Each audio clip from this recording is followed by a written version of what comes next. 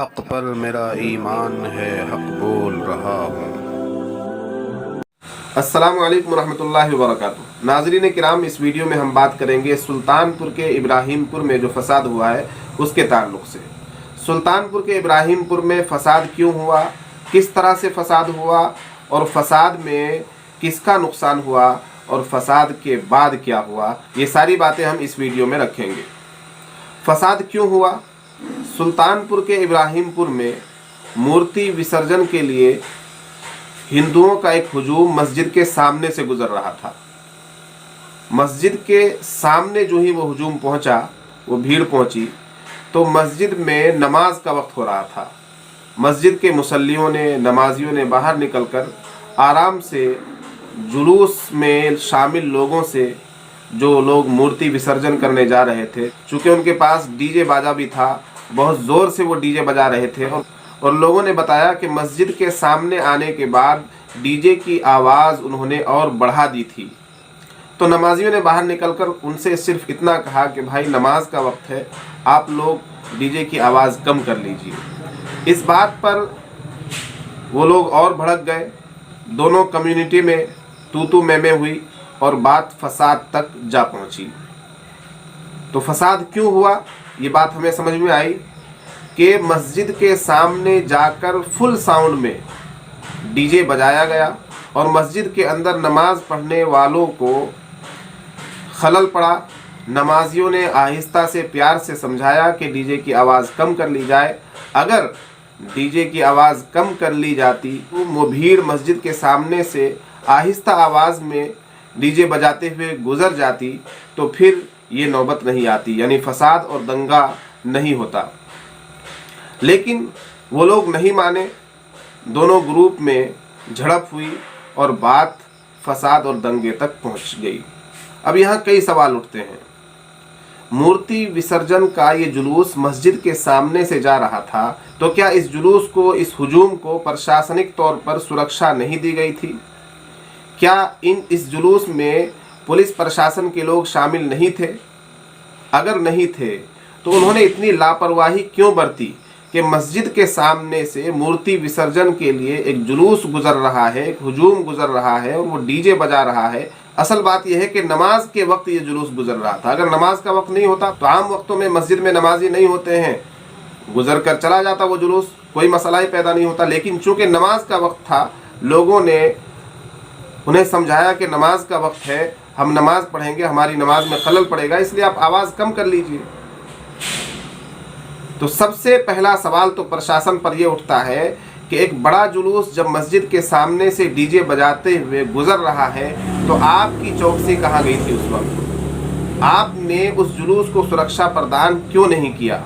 ये पहला सवाल प्रशासन पर उठता है। यहाँ प्रशासन की लापरवाही नजर आती है। ये ETV भारत उर्दू की रिपोर्ट है। इसमें लिखा हुआ है,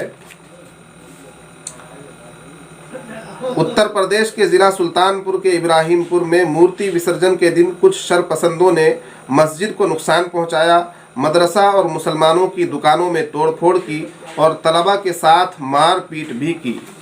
लेकिन मौजूदा सूरत हाल यह है कि पुलिस एकतरफा तौर पर सिर्फ मुसलमानों को गिरफ्तार कर रही है। इंसाफ कायम करने के बजाय वहां के SHO अमरिंदर सिंह ने अवामी भीड़ को मुस्तैल करते हुए कहा कि हम उनको चुन चुन कर मारेंगे, उनके मकानों को तोड़ देंगे। SHO का ये बयान वीडियो की शक्ल में वायरल भी हो रहा है। उन्होंने जो कुछ भी कहा है अब उसे अमली जामा पहनाया जा रहा है। मदरसा समेत जिन 5 लोगों को गैर कानूनी तौर से कब्जा का नोटिस मिला है, उनमें 4 मुसलमान हैं, 1 यादव है। जो गिरफ्तार हुए हैं वो सब मुसलमान हैं। इतना ही नहीं बल्कि कोर्ट के इहाते में वकाला ने गिरफ्तार शुदगान मुसलमानों के साथ मारपीट भी की। आपने सुन लिया कि फसाद क्यों हुआ, दंगा क्यों हुआ, दंगे की वजह क्या थी, वजह आपके सामने आ गई। तो जब भी कोई दंगा होता है या फसाद होता है तो उसमें सिर्फ एक समुदाय के लोग मुलव्वस नहीं होते हैं, एक समुदाय के लोग कसूरवार नहीं होते हैं, बल्कि दोनों समुदाय के लोगों का नुकसान होता है, दोनों समुदाय के लोग मुजरिम होते हैं। हिंदुओं का भी नुकसान होता है, मुसलमानों का भी नुकसान होता है। ये जाहिर सी बात है, ये आम बात है। जाहिर सी बात है कि जब तोड़ फोड़ हुई, दुकानों को तोड़ा गया और उनमें बेशतर मुसलमानों की दुकानें थीं, मस्जिद को नुकसान पहुंचाया गया, तो उसमें हिंदू लोग भी मुजरिम होंगे। लेकिन आप यहाँ पर प्रशासन की कार्रवाई देखिए। पहली गलती तो प्रशासन की वो है कि उसने जुलूस को सुरक्षा प्रदान नहीं किया। हुजूम के साथ अगर पुलिस प्रशासन के लोग भी होते तो जिस तरह से नमाजियों ने एक बात रखी थी कि भाई नमाज का वक्त है, आप आवाज़ कम कर लीजिए, हो सकता था कि प्रशासन के लोग वहाँ होते तो किसी तरह की सुलह सफाई की बात हो जाती या वो खुद ही डीजे की आवाज़ को कम करवा देते। यहाँ प्रशासन की कमी, पहली कमी नज़र आ रही है। उसके बाद प्रशासन की कार्रवाई देखिए। ये देखिए, दी लल्लन टॉप वेबसाइट से मैंने ये खबर निकाली है। इसमें लिखा हुआ है, इस घटना के बाद पुलिस ने 51 लोगों को नामजद करते हुए 32 लोगों की गिरफ्तारी की थी, लेकिन पुलिस की इस कार्रवाई पर अब सवाल उठ रहे हैं। आज तक की रिपोर्ट के मुताबिक गिरफ्तार किए गए सभी लोग मुस्लिम समुदाय से हैं। यानी 51 लोगों को नामजद किया गया है। 52 लोगों की लिस्ट हमारे सामने आई है जिसमें एक अज्ञात है। 51 लोगों को नामजद किया गया है और 32 लोगों की गिरफ्तारी हुई है। ये 32 के 32 मुसलमान हैं। पुलिस प्रशासन की एक तरफा मुतअस्सिबाना भेदभाव वाली कार्रवाई देखिए। पुलिस प्रशासन पहले खुद गलती करती है और फिर अपनी गलती पर पर्दा डालने के लिए और एक समुदाय विशेष को अपनी तरफ माइल करने के लिए, एक समुदाय विशेष को खुश करने के लिए उत्तर प्रदेश में राज कर रही एक विशेष पार्टी को खुश करने के लिए कार्रवाई किस तरह से कर रही है कि सिर्फ मुसलमानों को नामजद किया जा रहा है, सिर्फ मुसलमानों को ही गिरफ्तार किया जा रहा है। ये पुलिस प्रशासन की दोगली पॉलिसी इसको आप कह सकते हैं। सितम बालाए सितम।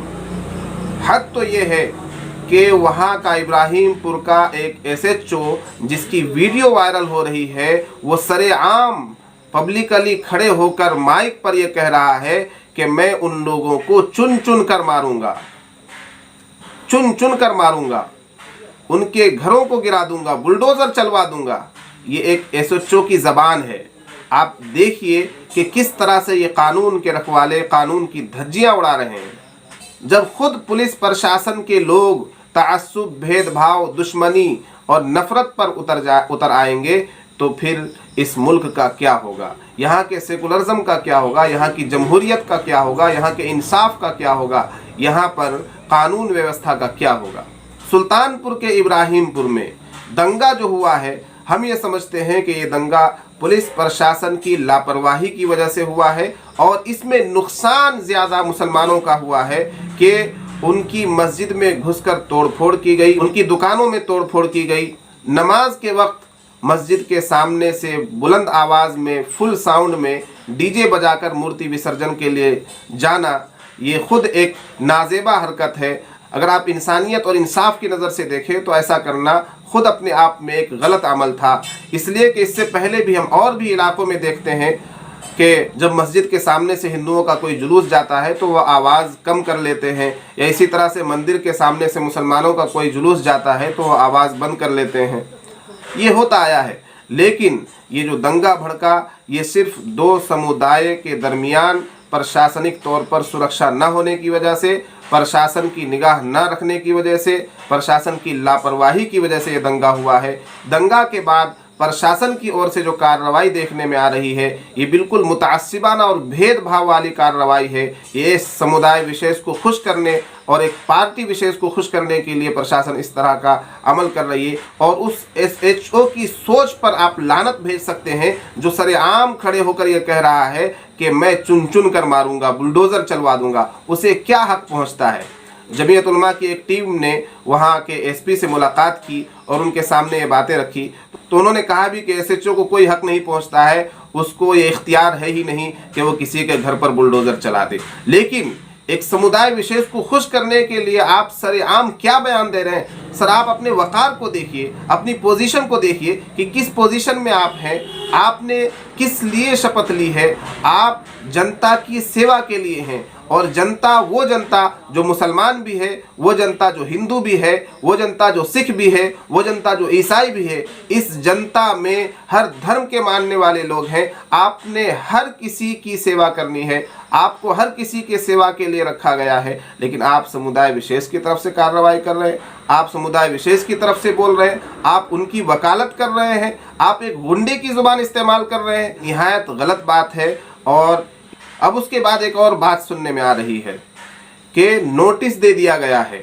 बुलडोज़र चलाने का, प्रॉपर्टी को जब्त करने का नोटिस दिया गया है। ये देखिए, मदरसा समेत 5 लोगों को गैर कानूनी तौर से कब्जे का नोटिस मिला है।